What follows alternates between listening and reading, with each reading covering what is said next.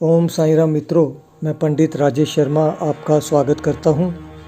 आज मैं आपके लिए नक्षत्रों से रिलेटेड जानकारी लेकर आया हूं।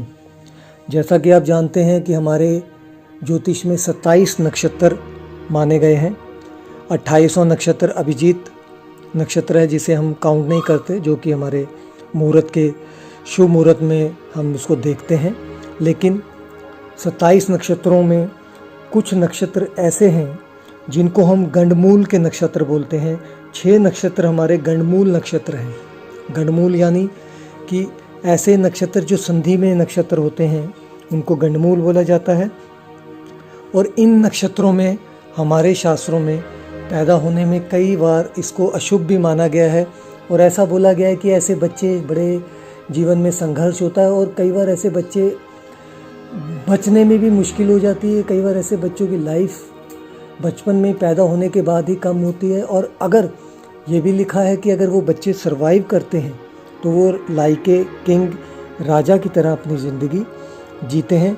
और इन नक्षत्रों में पैदा होने वाले बच्चों की शांति भी नक्षत्र शांति करवाई जाती है, गणमूल शांति, ताकि इस नक्षत्रों का दोष पैदा होने का, इस नक्षत्र में पैदा होने का दोष समाप्त हो सके और बच्चा एक अच्छी लाइफ को लीड कर सके और उसकी लाइफ में संघर्ष कम रहे।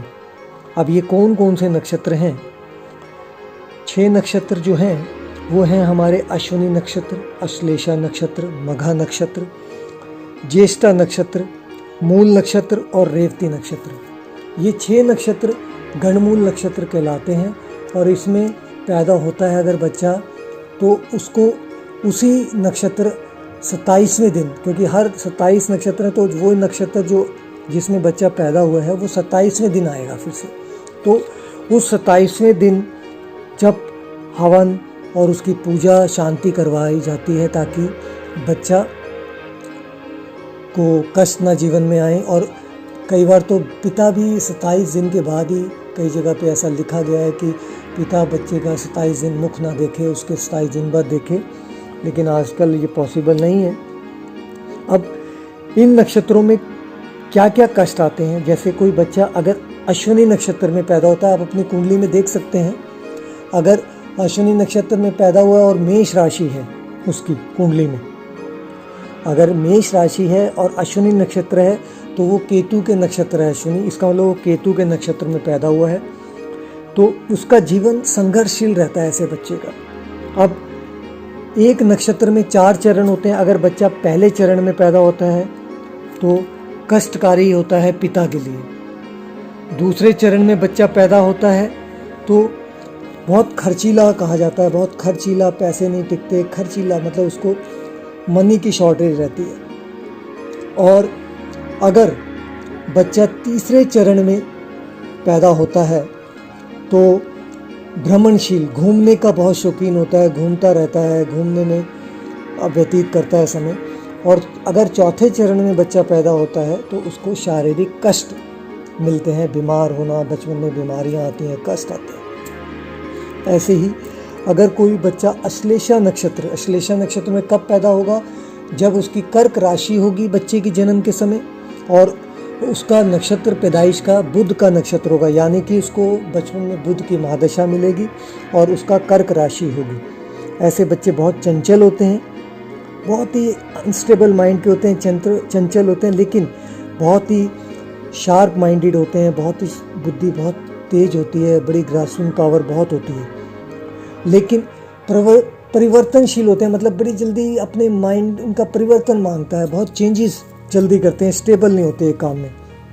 अब क्या होता है इसमें आपका कैसे आप इसको देख सकते हैं कि कैसा बच्चा शुभ है इस चरण में पैदा हुआ? तो अगर बच्चा पहले चरण में है तो उसमें कोई दोष नहीं है, मतलब उसको कोई कष्ट नहीं है। दूसरे चरण में है तो उसको धन की हानि मिलेगी। तीसरे चरण में होगा तो उसको माता को कष्ट होगा, उसकी माँ बीमार होगी या माँ को कष्ट आएंगे। और अगर बच्चा चौथे चरण में पैदा हो तो पिता के लिए कष्ट में है। ऐसे ही अगर मघा नक्षत्र है या सिंह राशि है मघा नक्षत्र हो या सिंह राशि हो, सिंह राशि मतलब अगर बच्चे की पैदाइश में सिंह राशि है और मघा नक्षत्र है पैदाइश का, तो वो केतु का नक्षत्र है मघा। इसका मतलब उसकी पहली जन्म जो लाइफ में उसकी पहली बर्थ की दशा होगी वो होगी केतु की। और अगर वो पहले चरण में पैदा हुआ है मघा के तो माता पिता को कष्ट, दूसरे चरण में पैदा हुआ है तो पिता को बहुत परेशानी, और अगर तीसरे में हुआ तो बहुत शुभ है उसके लिए, और चौथे में हुआ है तो विद्या और धन के लिए भी बहुत शुभ है। इसका मतलब इसके पहले और दूसरा चरण अशुभ है, लेकिन तीसरा और चौथा चरण मघा नक्षत्र का बहुत ही शुभ माना गया है। ऐसे ही अगर बच्चा ज्येष्ठा नक्षत्र में पैदा हुआ है, ज्येष्ठा में कब पैदा होगा, जब उसकी वृश्चिक राशि होगी बर्थ की और बुध का नक्षत्र में पैदा होगा, तो इसका मतलब उसकी पहली दशा बुध की मिलेगी और वृश्चिक राशि होगी। वो बड़े ऐसे लोग वैसे कैसे होते हैं, बड़े ही सरल होते हैं, मतलब माइंड से बहुत कूल होते हैं और बहुत ही सरल हार्ट के होते हैं, मतलब बड़े ही किसी का हर्ट नहीं करते, किसी के लिए बुरा नहीं सोचते, बड़ी माइंड बड़ा शार्प होता है। लाइफ में बाधाएं आती हैं लेकिन फाइट करते हैं उससे। अब इसका पहले चरण में बड़े भाई के लिए कष्ट, दूसरे चरण में छोटे भाई के लिए कष्ट, तीसरा चरण पिता के लिए बैड होता है, चौथा चरण पिता के लिए और अपने लिए दोनों के लिए कष्ट में होता है। ऐसे ही मूल नक्षत्र की बात करें, पांचवा नक्षत्र जो है मूल है। मूल नक्षत्र में कब बच्चा पैदा होता है, जब उसकी धनु राशि होती है। आप कुंडली में देखेंगे आपकी धनु राशि है, और अगर वो केतु का नक्षत्र है धनु राशि में तो इसका मतलब मूल नक्षत्र में बच्चा पैदा हुआ है और उसको पहली दशा केतु की मिलेगी। ऐसे बच्चे वैसे धार्मिक बड़े होते हैं, बड़े इसकी रुचि होती है धर्म कर्म के कामों में, बड़े ही सॉफ्ट होते हैं, बहुत ही हेल्पिंग होते हैं, मिलनसार होते हैं, बड़े परोपकारी होते हैं, बड़े अच्छे कामों में, और सब कुछ मिलता है लाइफ में, धन गाड़ी बंगला सब सुख मिलते हैं। अब ऐसे में अगर पहले चरण में बच्चा मूल नक्षत्र में पैदा हुआ है तो पिता के लिए हानिकारक है, दूसरे चरण में माता के लिए हानिकारक है, तीसरे चरण में धन के लिए बहुत नुकसान होता है, धन का नाश होता है, और चौथे चरण में लिखा गया है बहुत ही शुभ है। इसका मतलब पहले 3 चरण इसके अशुभ माने गए हैं, चौथा चरण बहुत शुभ है। अब आखिरी नक्षत्र रेवती, इसका मतलब रेवती नक्षत्र कब होगा, जब बच्चा मीन राशि होगी बचपन में पैदा होने के दिन और बुध का नक्षत्र होगा उसका, तो इसका मतलब मीन राशि और बुध का नक्षत्र होगा तो बच्चा गणमूल में पैदा हुआ है, सबका प्रिय होता है, बड़ा विद्या से युक्त होता है, सुंदर होता है, विद्वान होता है। लेकिन अगर पहले चरण में पैदा हुआ है रेवती के तो बड़ा ही वैभव, सुखी, धनी, दूसरे चरण में भी सुखी होता है, तीसरे चरण में भी धनवान होता है, और चौथे चरण माता पिता के लिए कष्ट। इसका मतलब इसके जो पहले 3 चरण हैं वो बहुत ही शुभ, और लेकिन चौथा चरण जो है माता पिता के लिए कष्ट में है। इसका मतलब जो मैं आपको ये बताए हैं मैंने, अश्विनी, अश्लेषा, मघा, ज्येष्ठा, मूलहा, रेवती, ये 6 नक्षत्र हैं। जब भी आप कभी देख सकते हैं कोई बच्चा पैदा हो रहा है घर में, तो आप किस राशि में पैदा हुआ है, अगर वो राशि उन नक्षत्र में आती है, बेसिकली केतु और मरकरी का नक्षत्र में बच्चा जब भी पैदा होगा तो वो गणमूल का एक आपको मतलब ऐसा मेथड है कि आप तुरंत देख सकते हैं कि बच्चा हमारा गणमूल में तो नहीं है। तो अगर वो पैदा उसको जन्म की केतु की दशा आ गई या मरकरी की बुध की दशा आई तो इसका मतलब उसका जन्म गणमूलों का है।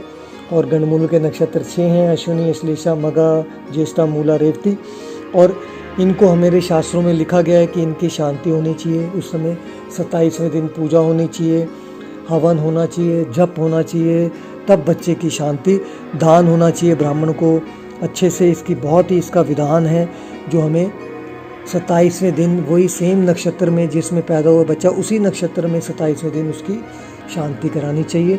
आशा है आपको ये जानकारी अच्छी लगी होगी। आप प्लीज़ मेरे चैनल को ज़रूर सब्सक्राइब करें और औरों के साथ शेयर करें ताकि सबको ये जानकारी उपलब्ध हो, उनको एनरिच हो, सब नॉलेज सबकी बढ़े। साईं राम मित्रों।